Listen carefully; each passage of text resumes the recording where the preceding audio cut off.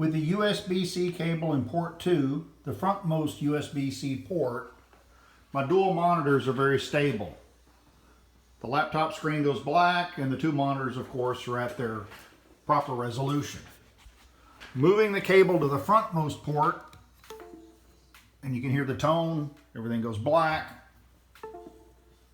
Moving it to the frontmost port, port 1 as I understand it's called. Laptop screen is on, and dual monitors are black and they will flash.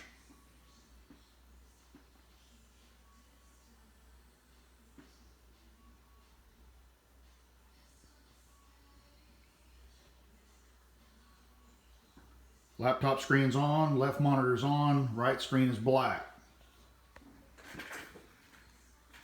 I'll turn this monitor off. Turn this monitor back on in an attempt to get it to recognize.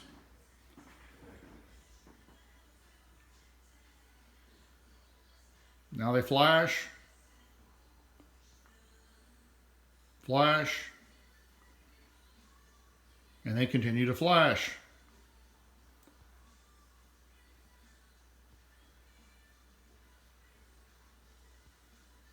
And it never stabilizes.